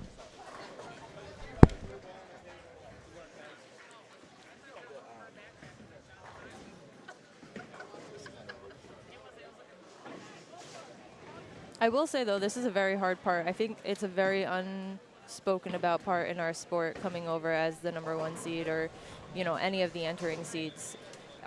When we bowl on TV, you just kind of see us start in the first frame, and, you know, I personally, and I know a lot of people are questioned, why are you throwing that ball, or why did you play that part of the lane? Because, you know, when you're in hindsight or when you're watching from afar, it's so clear, but when you're in that moment and you just have those 6 shots in order to get comfortable on the approach, get your footing, figure out what's going on, make your decisions really quick, you kind of have to just go with your gut, and sometimes it's right, sometimes it's wrong. It's kind of the give and take of being the higher seed.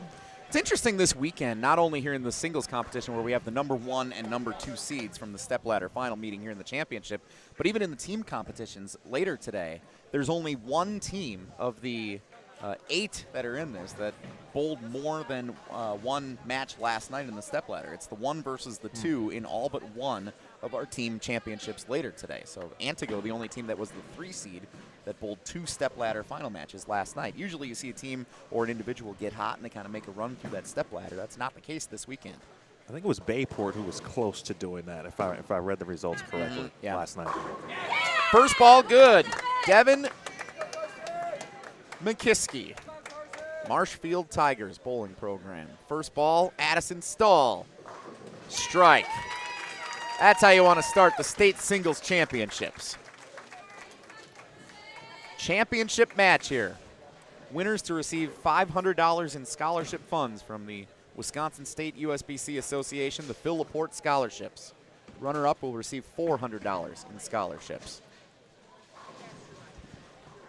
First ball now for Carson Scharuth of Cambellsport.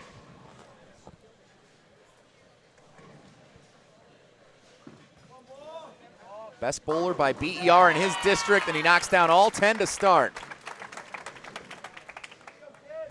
Elizabeth Vanderhei trying to make it 4 for 4 in the first frame. Comes up just a little light, 7 count. But as we talked about in our second to last match, every spare in the first frame counts the same. We'll see if she can knock them all down. I was curious how the first shot for Carson was going to go, but realistically, I'm very interested in what's going to happen on the left lane. He took a couple practice shots, of course, on the left lane during the warm-ups, and his urethane reacted very, very early. And so, of course, now the third lefty on this pair, seeing a lot of that transition and, of course, early hook, and then personified with urethane use. Good ball for Carson. 9. Leaves the 6 pin on the right-hand side. Elizabeth Vanderhei wants the spare, gets it. Clean in the first. Elizabeth blew away the competition in the qualifying rounds here over the 6 games. She averaged a 233. Second best was Addysen Stahl at 222. Outstanding weekend of bowling for the Mukwonago senior, Elizabeth Vanderhei, the #1 seed here in the stepladder final. Carson Scharuth tried to go straight at that 6 pin, and he came up empty, missed it wide left. So an open frame in the second. We'll see if Devin Mckiski can take advantage like he did in the second to last match. To the point on Elizabeth, Jesse, that 1,400 scratch for 6 games would have been good for 7th in the boys. So that just goes to show just how well she bowled. Of course, leading her division and would have been 7th overall in the boys division. A lot of high scores this weekend. This has been a favorable oil pattern for these bowlers to compete on this weekend. Elizabeth knocks down all 10. First strike for her in this championship match. Good ball change there. Quick ball change. Yeah, we saw her make that change almost immediately, which after the first frame, you wonder, like, okay, you took the practice shots, like, you got to make that decision quickly. She did, and it appeared to be a good one. Devin Mckiski came up high on the head pin. Oh, he got great pin action, though. 9 and a wiggle it ends up being. Just has to knock down the 7 pin. That could have been a lot worse. He's got some interesting pin action today. Addysen Stahl right in the pocket. 2 for 2 for the freshman, striking here to start the championship match.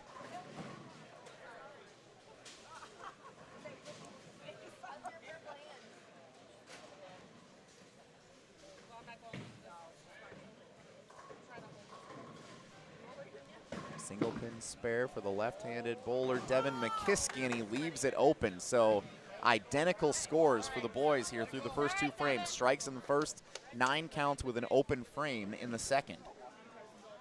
Danielle, how do you bounce back from that super quick here early in this match? You know, this is what we were talking about in the beginning. I think whoever's going to win this match is who's able to kind of reset from that mishap in the second frame the quickest and just move on from there. If you let it haunt you and linger and go into the rest of the match, it's not going to be helpful.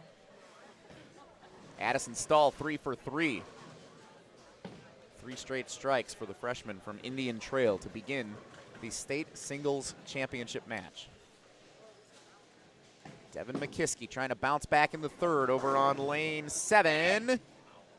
Put it right where he wanted it, but left the 6.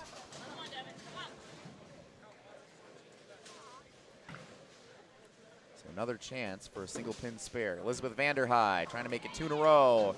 Yeah, she's having trouble there on lane 6. That's where she had the ball come up light in the first frame and pushed it right here again in the third, I should say. I felt like she didn't get out of that one just as cleanly as she did the second frame shot. So And it didn't get off to a good start. Didn't have the proper or the right ball roll for her to get through the front part of the lane. Would McKenna Clayton's mom please come to the stream table? McKenna Clayton and mom. McKenna and mom, they need you down on the high end. And Elizabeth leaves the open frame there. I was always a little more irritable if things would get in my peripheral vision or announcements like that. When again, and it's by no fault of Rolling Thunder Lanes here, the microphone system, PA system, makes the announcements across the entire center. Some centers are set up a little differently, but I would just step back and kind of reset myself before taking that spare shot like Elizabeth. And that's a good point. Don't know if that affected her, but that is a good lesson to where if you don't feel like comfortable or hey, maybe some did catch you, it's always best to take a moment and reset. Let's see how Elizabeth bounces back here in the fourth. Puts it in the pocket, kind of stuck it in the middle of the lane there.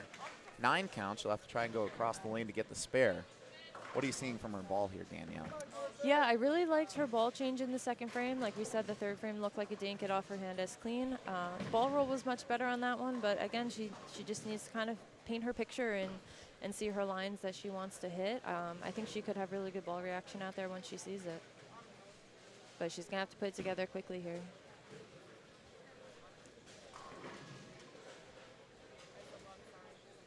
Carson Scharuth struck in the third and now in the fourth. Back-to-back strikes for the Cambellsport junior, Carson Scharuth. And nice spare for Elizabeth Vanderhei.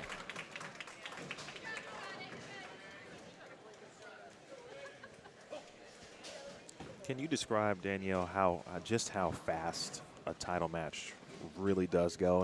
And we're not even, thankfully, hey, I'm BowlStreamTV, happy to be here, but there are no TV lights per se, and that experience I know is certainly still different, but much of it is still the same because it's 10 frames, one title match. How fast is it to describe to the viewers watching this? Oh, it's literally, it feels like the blink of an eye. From the time you come over of your practice shots, before you know it, they're gone. Your adrenaline's going, your heart's racing. It takes a couple of frames to kind of settle in and get comfortable. And then, we're in the 7th frame and the match is on the line and then it's over. That's kind of how it goes. 4th frame ball for Addysen Stahl leaves the 7-pin on the left-hand side. First time she has not struck here in this championship match. Good spare for Devin Mckiski, so back-to-back spares for Devin. Keeps him in it, but back-to-back strikes for Carson Scharuth as the boys enter the 5th frame. Spare good for Addysen Stahl, and if she can keep it clean, that'll be a key for her to try and continue to build the lead that she has here early on. You can take a look at the ball that she had on the strike here, or on the first ball, I should say. Yeah, everything but the 7. Yeah, it was a good spot. Just didn't quite get the pin to kick over and hit it.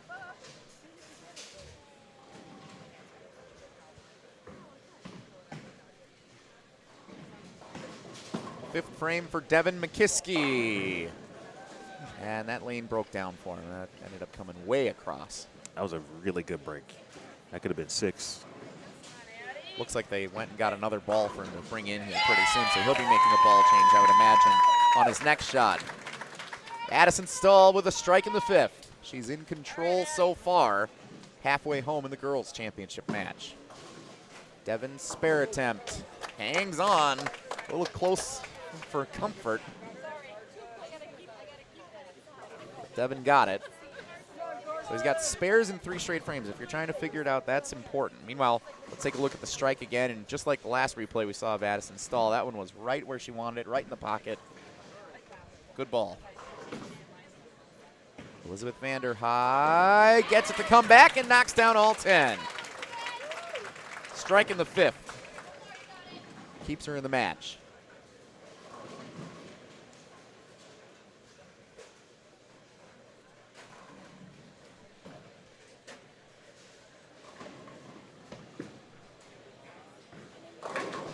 Carson Scharuth with a strike in the 5th. He's got 3 in a row as he builds a lead in the boys' championship match. And you can tell Carson has settled down quite nicely after the the early open. He's got back, of course, into his routine. Looks very good and confident out there. Strike for Elizabeth Vanderhei. She celebrates it as she walks back. Back-to-back strikes. We've got a good one for the girls' match here. The pressure is on Addysen Stahl to continue to strike. If she can do so, she is in position to win the state title.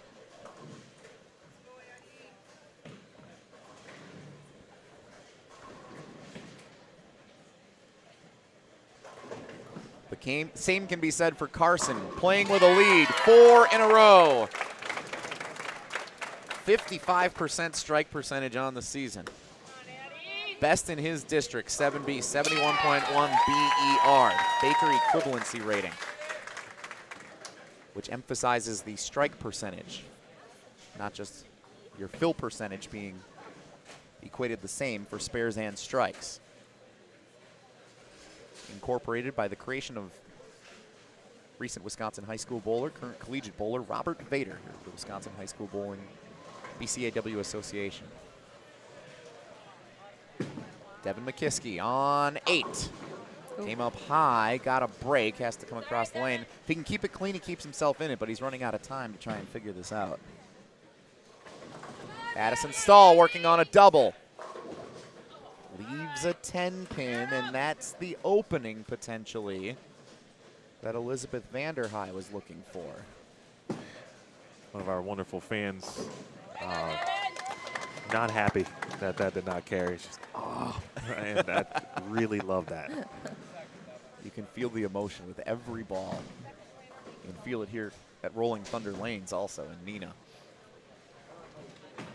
10-pin spare attempt. Going to get over? No, it's not. Yeah, she knew that one too. I think perhaps it stuck somewhere on the thumb, and it was instant. So now both of the bowlers in the girls' match have had an open frame. For Elizabeth, it came in the 3rd. For Addysen, it comes in the 7th. And working on a double as she steps up in the 7th, Elizabeth has a position now to really make it interesting. Meanwhile, Devin Mckiski, there it is. Keep working, and he found the strike right there in the 7th. Very interesting ball change, but clearly Devin watching what's working right now for Carson, because he just switched to a purple hammer, moving to urethane from that regard. And so, that's having an idea of what the lanes are doing, but obviously starting to see he's having some situations really down lane for him, right? And so he's eliminated bowling balls that might overhook down lane and going to something that should be a bit smoother off the spot.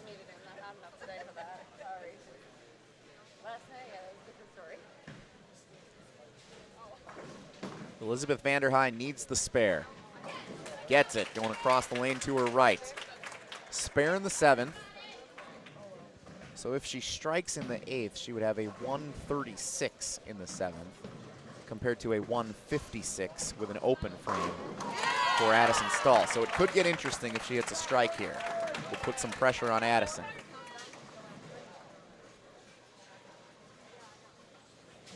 Five strikes in a row for Carson Scharuth of Cambellsport.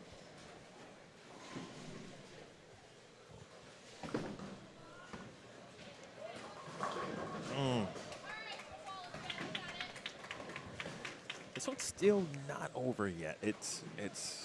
We're inching there. We're inching there, but a strike there would have went a long way. You'd have to assume that Addysen just had the one mistake. Obviously, ball didn't come off the hand on the spare shot because her first shots, of course, her strike attempts have been great. She hasn't missed the pocket. Need it, and just hangs on for Elizabeth Vanderhei. Picks up the spare in the 8th. Carson has 5 in a row. Make it 6. And he is feeling good. Looking like he might be a state champion here this morning. Yeah, Carson has some, he's got some fans in the chat. Early on, they were rooting for him, saying he was going to take it here this afternoon, and he has done nothing but, at this point, prove them right. Big strike, Addysen Stahl in the 8th frame.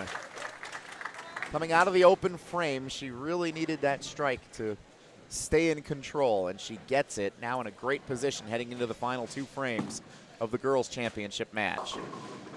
Meanwhile, Devin Mckiski, hands up in frustration. He nearly got all 10 to fall, but it also could have been a real tricky spare opportunity. Starting to look like Devin may come up just short, finishing as our runner-up here. Yeah, it's about keeping it on the lane at this point for Carson. Addysen Stahl with a strike in the 9th, in great shape. Devin gets the spare in the 8th, but if Carson keeps it on the lane, he's going to be a state champion. Elizabeth Vanderhei, 2 frames to go. Can she put the pressure on Addysen Stahl to at least have to mark in the 10th? Max 215 if Elizabeth can strike out. There's still a path. But it starts with a strike right here. Can she get it? Great Oh. shot. Wow, that might have been her best shot of the match. And that's what hurts. That was a very good shot. That's what hurts. It's like, yeah, she's still got a chance. She throws her best shot arguably of the match, and it doesn't strike. Devin Mckiski with a strike in the 9th. He can max 203 if he's able to strike out. And Carson Scharuth can clinch the title here. Spare in the 9th for Elizabeth Vanderhei. But pending disaster, it now looks like Addysen Stahl is in a great position to keep it on the lane and win a state championship.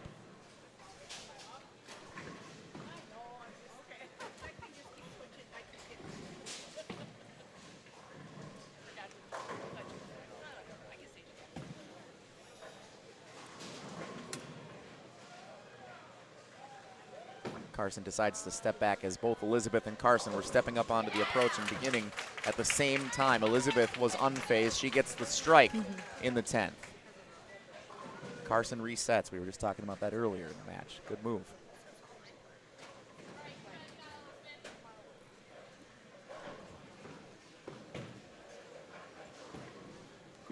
Carson Scharuth for the title. Gets all 10. And Cambellsport's Carson Scharuth will be your 2025 Wisconsin High School Bowling Boys Singles State Champion.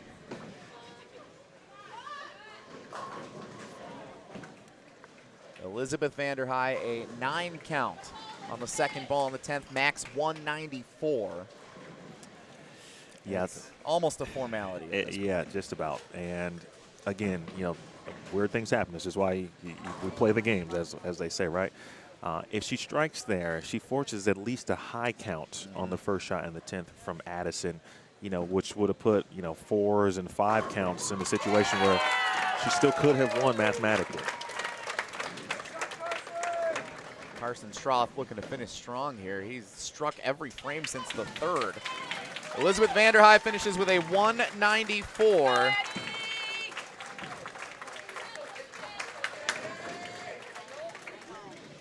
Nice little victory lap situation here for Addysen. And the same thing, of course, for Carson. Both the bowlers you see on screen here are your state champions as long as Addysen keeps it on the lane. Nothing goes haywire here in the 10th frame. Carson Scharuth, can he just finish it strong? How about another? 1, 2, 3, 4, 5, 6, 7, 8, 9 strikes in a row. Addysen Stahl to win the championship. Got it! And a strike as an exclamation point. Freshman phenom. It's rare freshmen, you know, kind of come out and perform at this type of level so early. Well, Wisconsin, y'all better watch out. Very impressed. Get to know Addysen Stahl on Championship Sunday here. We're going to be seeing her for a few more years. Carson Scharuth, one more. An 8 count on the final ball, but an outstanding performance for Carson Scharuth of Cambellsport, your 2025 boys singles state champion.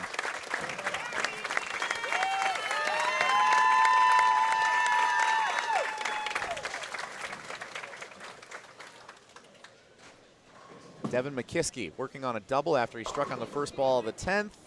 Came up high on that one, but this one is over. Devin Mckiski, outstanding bowling all weekend long. A 731 in the first 3 games of qualifying, a 729 on Saturday.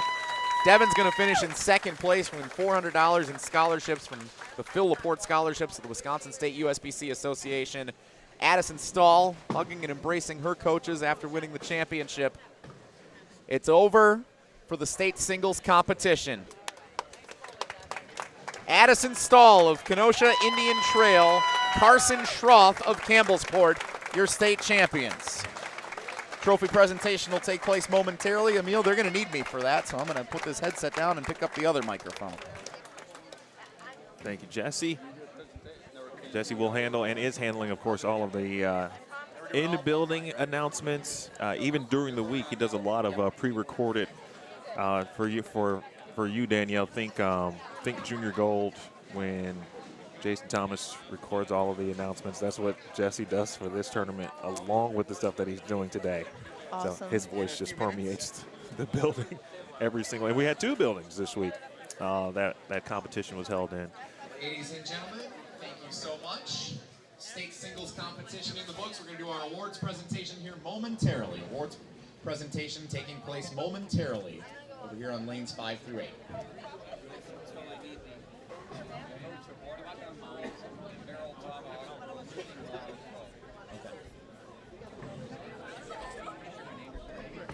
Well, Danielle, while we wait, we're also getting ready for our team another good bowling competitions ball to on the take place counter here with the hot momentarily. microphone. For the girls Division II Team State Championship Your match. thoughts Merrill on Tomahawk coaches what you just Watertown witnessed? coaches. Obviously, you've been here. It's been a great weekend.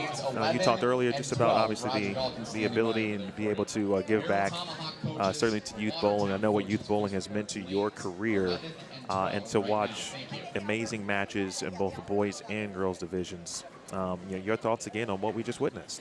Yeah, this was really fun sitting here watching this. I mean, being here all weekend was super fun, but this in particular, getting to see, the players that ended up on top, they all competed awesome. I hope they all hold their head high.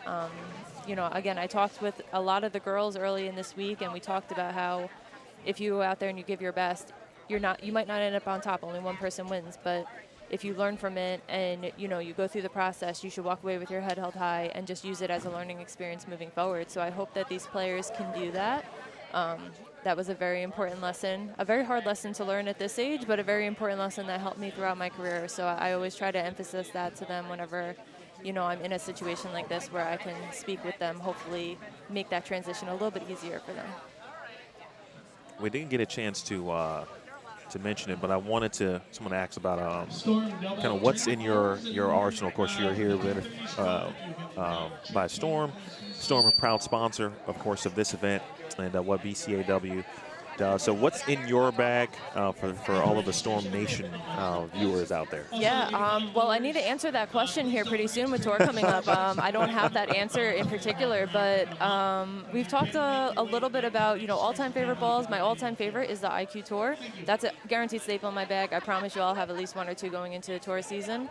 That makes me really excited about our new release, the IQ AI. I'm really excited about that one. I think it's going to complement the tour really well. The RST we just got to see on the girls pair here. Yep. The Hyperdrive, yeah, that one looks really good. Hooks a lot, very different shape than anything else that we've kind of seen. And of all the new ones over like the last couple of months, I think the Road Warrior is my all-time favorite. Really clean, gets down the lane easily. I think that's going to be really helpful out on tour this season. All right, I think it's official time. The awards presentation. Here is Jesse Nelson.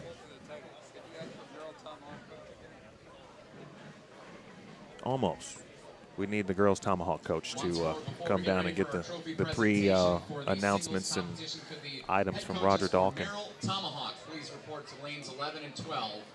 Merrill Tomahawk coaches, please report to lanes 11 and 12 at this time. Thank you.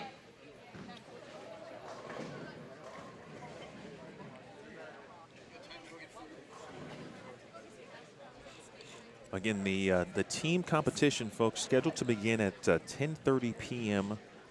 start time. So we should be there. But again, separate link. I posted that link, the team link, in the chat already. I'll do that again. So go ahead and click, open up the tab, have it ready to go, because as soon as we're done with our presentation, we'll close down shop here on the singles and we'll move over to the team competition link as well. All right, ladies and gentlemen, it's now time for our trophy presentation for our state singles competition. Once more, let's give a round of applause to all the finalists competing here on Championship Sunday.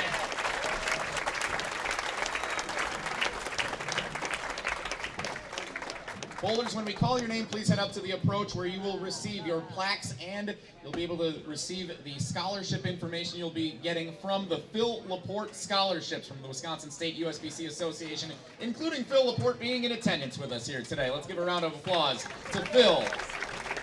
The Wisconsin State USBC Association scholarship provided for the finalists for today's competition. We'll begin with the girls, finishing in 5th place from Chilton, Jolee Streit.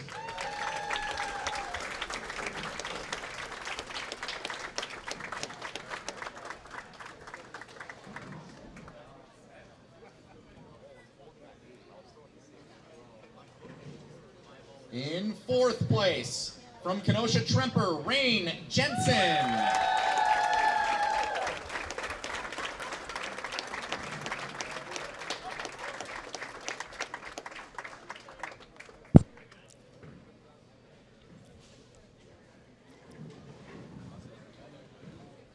Third place, from Shoreland Lutheran, Miley, Brooks.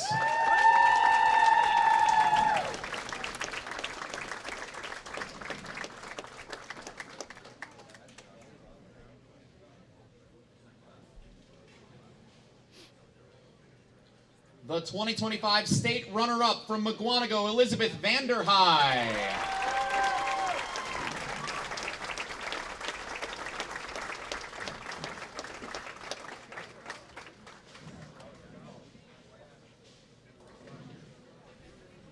And the 2025 Wisconsin High School Bowling Girls Singles State Champion from Indian Trail, Addysen Stahl.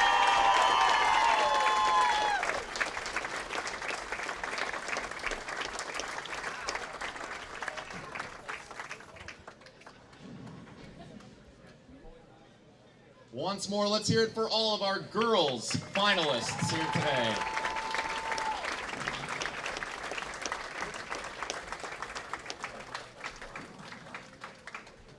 Now on to the boys finalists, finishing in 5th place from Waukesha South, Braden, Montez.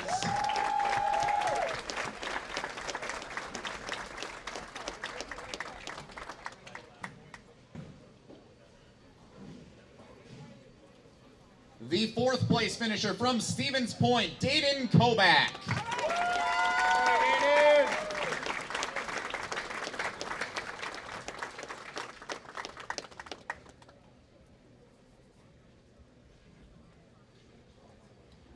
Third place from Franklin, Adam, Toetz.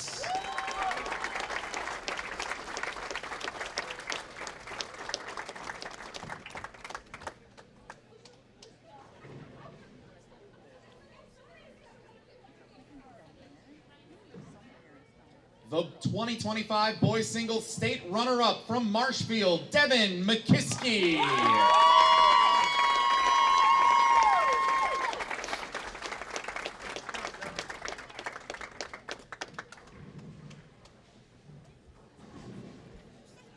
And your 2025 boys singles Wisconsin High School Bowling state champion from Cambellsport, Carson, Scharuth.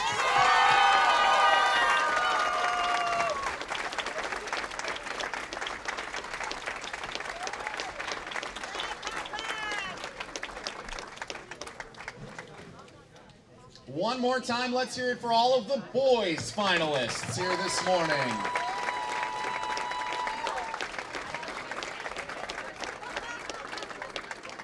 Thanks so much to all of our volunteers, everyone part of the staff taking place here for the Wisconsin High School Bowling State Championships this weekend, including everyone here at Rolling Thunder Lanes. Thank you for hosting this outstanding event. And the championships continue with the team competition here on lanes 5 through 8 coming up in just a few minutes. Don't go anywhere.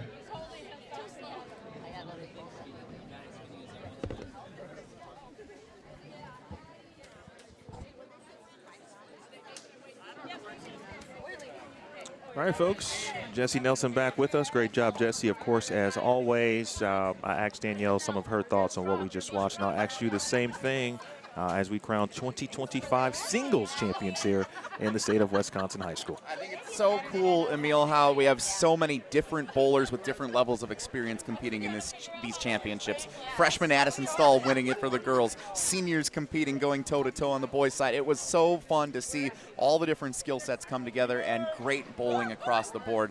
You know, this was a favorable oil pattern this weekend. We saw high scores reflecting that, and the bowling did not diminish here this morning on Championship Sunday. The pressure didn't get to anybody the way that it can. This was awesome to see that the future of the sport is still in great shape in this singles competition. And Danielle, I'll give you kind of the final word as you look, as he just said, Jesse just said, talking about the future of the sport, something you watch, work with on a regular basis. Any advice for youth athletes if they are seeking to get to the next level? And there's a couple from this point, right? Collegiate level and, of course, the professional level. What advice would you give one of these wonderful athletes that you watched today? Yeah, the future is bright. The future is very bright for these young kids. They're getting so good so quick, and I think a lot of it has to do with just advances in technology. When you talk about a lot of these kids, they're growing up watching bowling online, on the computer, on their phones, on YouTube, on live streams, so they just have access to all this knowledge and information, and I think that's what's helping them be so good. So my advice to them is just to continue doing that, continue getting out there, get the experience. Nothing can duplicate being out here on the lanes and just learning through the ups and downs of it. So just embrace it all and keep taking one step at a time forward. D-Mac, I know you will be leaving shortly, so certainly appreciate your time. Always great to see you and great to catch up. And then we look forward to seeing you in May. Yeah, absolutely. On the PWBA Tour. Coming up quickly. Make sure you're watching us there. That's right. Make sure you have do a couple things for me. One, if you haven't subscribed to BowlStreamTV, make sure you do that. Free to watch. Of course, you can watch the replay, not only singles, but the team events as well. There's actually a Wisconsin High School Bowling Championships playlist from the last 5 years. So if you'd like to go back and revisit previous events, you can do that on BowlStreamTV as well. And then you want to go and subscribe to Bowl TV because you want to watch Danielle McEwen and all of her peers on the PWBA Tour this summer. So for Danielle, Jesse Nelson, the entire crew, and the wonderful, wonderful staff here at the BCAW and everyone involved with the Wisconsin High School Bowling Club, my name is Emil Williams Jr. We say so long from the singles event. Team competition is next. I dropped that link in the chat. Click it, open, and we will see you in just a few minutes. Congratulations to all of our champions here today. Let's crown more here in the team event. That's coming up next.